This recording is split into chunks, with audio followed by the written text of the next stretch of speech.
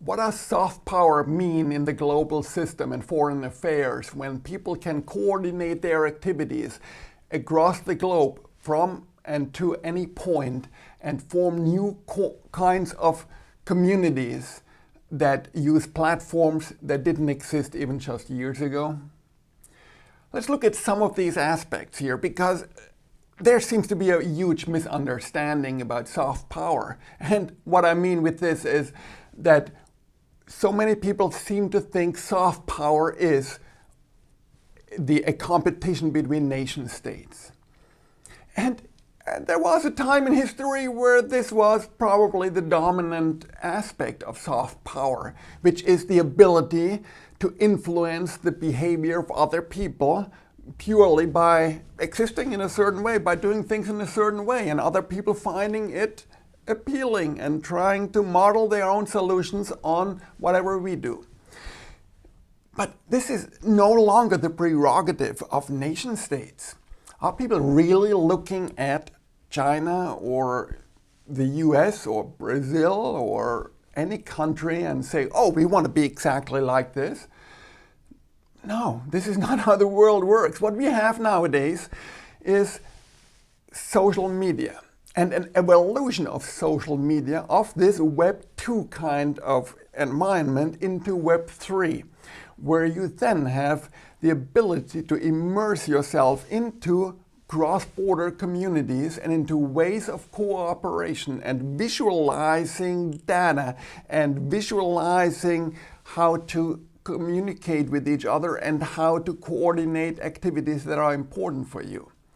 And when you do this, particularly in the metaverses or similar kind of platforms, you are establishing a different kind of reality for most people.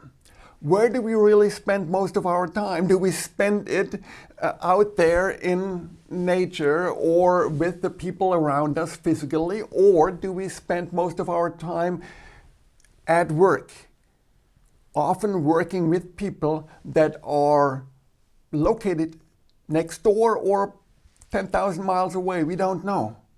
And are we really, when we go home, just talking to our neighbors, or are we immersing ourselves, whether it's through TV and classical media or in social media or through new means of entertainment and gaming in virtual worlds?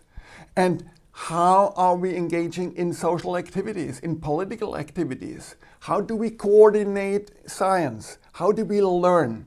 All of this is moving in terms of where we focus our attention radically more and more into the digital spheres, into metaverse-like organizations, but also in any kind of extra-national communities. Some of these are sub-communities inside a society. Others are just of a global dimension.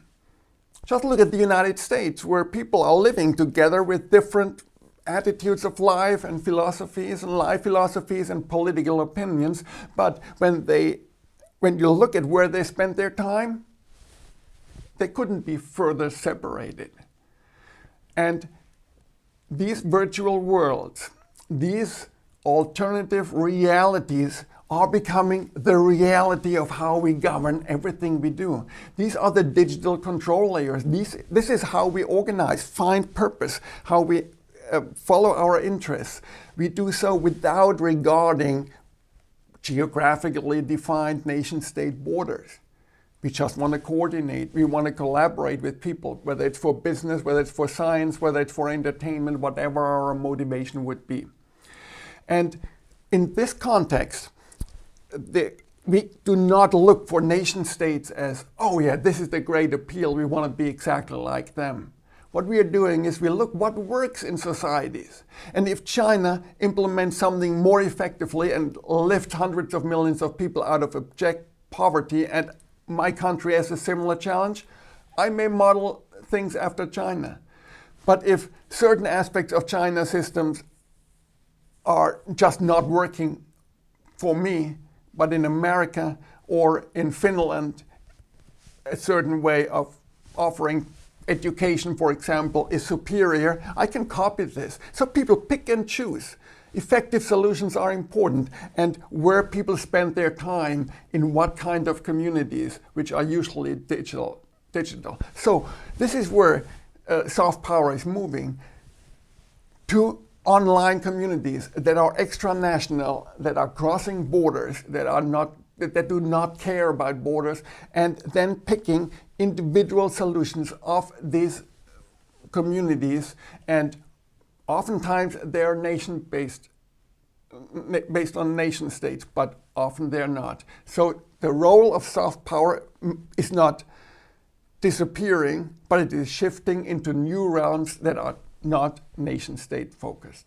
If you want to find out more, check out foreignaffairsforum.org, and particularly Tectonic Essentials for Foreign Affairs, a course in which I dive into more details of these aspects. Thank you.